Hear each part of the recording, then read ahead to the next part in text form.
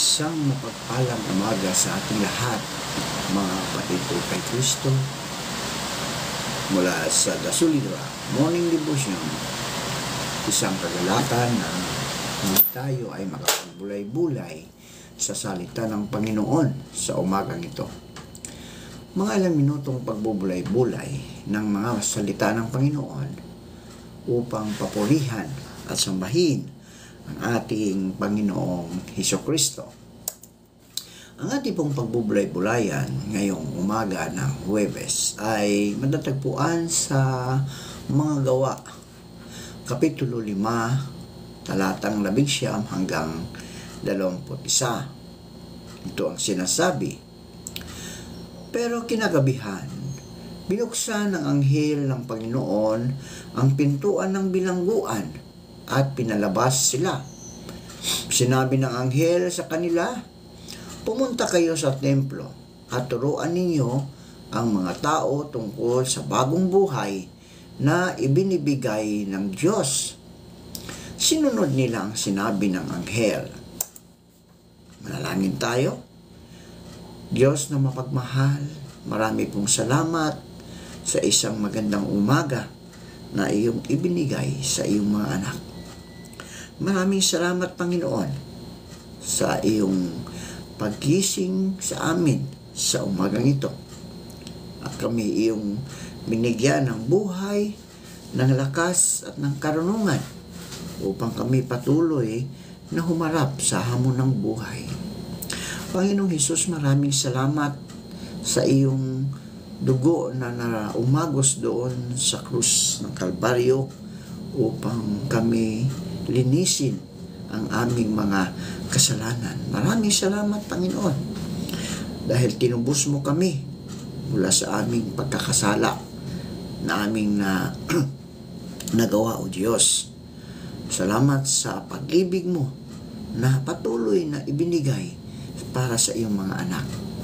Lord, naway kami ay makasumpong din katulad ng pag-ibig mo, Panginoon, na inialay ninyo para sa amin. Panginoong Hesus, sa umagang ito, patuloy naming itinataas ang aming mga kapatid na nasa banig ng karamdaman. Patuloy mo silang abutin, Panginoon, at pagalingin sa mga karamdaman ng kanilang taglay.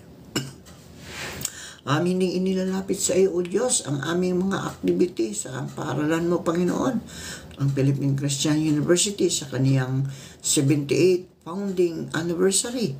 Pagpalain mo po ang paaralan mong ito. At ikaw, O Diyos, ang naging maghari sa paaralan mong ito, Panginoon, upang ang paaralan mong ito ay patuloy na magpagpalain at magpala sa iba, O Diyos, lalong-lalo na sa kaniyang mga estudyante, Panginoon. Dalangin ko, O Diyos, na patuloy mong ingatan ang aming mga administrador sa pangunguna ng aming presidente na si Dr. Jonathan Gawan, Panginoon. Maging ang kanyang mga vice president, Panginoon. Ikaw ang siyang patuloy na magbigay sa kanila ng kalakasan upang sila, O Diyos, ay patuloy nilang magampanan ang kanilang misyon bilang mga tagapanguna ng iyong paaralan, Panginoon. Panginoon Hesus, salamat dahil ang iyong paaralan ay nakaabot ng 78 at marami pang taon na ipagkakaloob mo, Panginoon. Ganyan din po, O Diyos, patuloy namin itinataas sa inyo ang aming mga kapatid na magsihanda para papasok sa kanilang mga trabaho. Patuloy mo po silang ingatan, Panginoon, sa kanilang pagdadrive, pagbabiyahe, Panginoon. Ilayo mo sila sa kapahamakan. Gayon din po, Panginoon, sa mga kapatid naming mga drivers, na patuloy mo silang ingatan. Bigyan mo sila ng pasensya, Panginoon, sa daan upang kanilang mabigyan ng maayos o hindi sila magkaroon ng anumang mga hindi pagkakaunawaan sa kalsada, Panginoon, sa kapwa driver. Tulungan mo po ang bawat isa na sila po ay makahanap ng maayos na trabaho at ikaw, Diyos, ang siyang manguna para sa kanila. Panginoon, dalangin ko din ang mga kapatid naming mga OFW.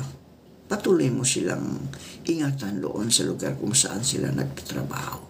Maging ang mga kapatid namin naghahanap ng trabaho, patuloy mo silang ingatan at bigyan mo sila ng trabaho, Panginoon, upang sila ay magkaroon ng hanap buhay, Panginoon. Lord, maraming salamat po sa mga katugunan sa aming mga panalangin sa pangalan ni Jesucristo na aming Diyos at tagapagligtas. Amen. Anghel na tagatanod ay isang anghel na gumaganap bilang tagapagsanggalang, tagapangalaga at patnubay ng isang particular na tao. Naging tanyag ang kaisipan at paniniwalang may isang anghel na natakda at itinalaga para sa bawat isang tao o mananampalataya noong mga pangitnang kapanahunan o panahon ng medieval. Matutunghayan ang paglitaw ng mga anghel sa kabuuan ng mga pahina ng Biblia, katulad ng sa aklat ng mga gawa, ng mga alagad, at minsan, ng bandang 3:00 ng hapon, nagkaroon siya ng isang pangitain. Kitang-kita niya pumasok ang isang anghel ng Diyos at siya'y tinawag Cornelio.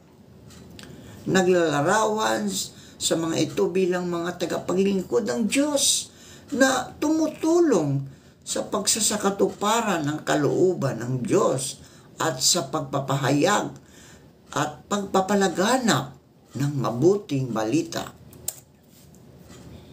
Sa Ebanghelyo ni Mateo, isang anghel ang nagpakita kay Jose upang ibalita ang pagsilang kay Jesus, na siya ring anghel na nagpayo kay Jose sa pamagitan ng isang panaginip.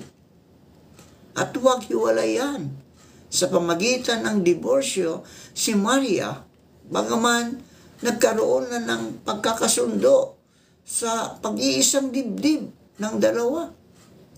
Isang kasunduang hindi na mababawi o mababali, katulad ng formal na kasal ayon sa batas ng mga Hudyo. Magpapawalang bisa lamang ito kung mapapatunayang nangalo niya ang sinuman sa dalawang nagkasundo. Sinasaad ng hindi nakikilalang may akda ng sulat sa mga Hebreo na mas higit o mas nakatataas si Jesus sa mga anghel, kina Moses, Aaron, mga propeta, at maging sa mga gawaing Levitiko. Nakaugaliang sinasabing na magitan ang mga anghel sa pagkakaloob ng Torah o batas ng mga Hudyo na nagmula sa Diyos. Dahil kay Jesus na anak ng Diyos, naging mas mainam ang Kristyanismo kaysa sa mga sinaunang mga batas ng Hudahismo. Bagaman hindi lubos na mapatutunayan ang mga gawaing pamamagitan ng mga anghel sa buhay ng tao, hindi maipagsasawalang bahala ang mga ginagampanan ng mga anghel na matutunghayan din sa sulat ng mga Hebreo 13:2. Huwag niyong limutin ang pagpapakita ng pag-ibig sa mga taga-ibang lupa. Maging sa pamagitan nito, ang bisay walang malay na nakapagpapatuloy ng mga anghel. Isang kasangkapan ang Biblia bilang tagapaghatid ng paniniwalang nalalaman ng Diyos ang pangangailangan ng mga tao at isinasakatuparan niya ang mga ito sa kaniyang sariling kaparaanan at sa pamagitan ng mga anghel kung minsan Naantala ang kabantugan ng paniniwalang ganito noong panahon ng reformasyon o muling paghubog, kung kailan nagsagawa ng mga paglilinis kaugnay ng teolohiyang Kristiyano. Subalit, matutunghayan pa sa Ebanghelyo sa Mateo na ang hinggil sa pagpapatibay sa pagkakaroon ng mga anghel sa kanilang mga gawain.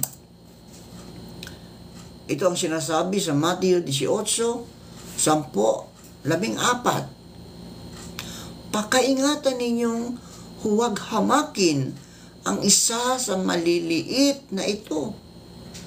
Sinasabi ko sa inyo, ang kanilang mga anghel ay laging nasa harap ng aking Ama na nasa langit, sapagkat naparito ang Anak ng Tao upang iligtas ang napahamak. Ano sa palagay ninyo ang gagawin ng isang taong may 100 tupa kung nawala ang isa sa mga iyon? Hindi ba't iniiwan niya ang 99 na nasa bundok upang hanapin ang mga naligaw? Tandaan ninyo, kapag ito'y kanyang natagpuan, higit niyang ikagagalak ang isang ito kaysa 99 na hindi naligaw. Gayon din naman, hindi ayon sa kalooban ng iyong Ama na nasa langit na mapahamak ang isa sa maliliit na ito. Tayo po ay manalangin. Marami pong salamat, Panginoon, sa mga salitang aming na pagbubulay-bulayan ngayong umaga. Naway ito'y maging gabay ito sa aming mga buhay upang kami po, Panginoon, ay patuloy na makasunod sa iyong kalooban. Pagpalain mo po ang lahat ng nakikinig sa iyong mga salita at isinasabuhay. Layo mo sila sa kapahamakan. Maraming salamat po sa pangalan ni Jesucristo na aming Diyos at tagapagligtas. Amen.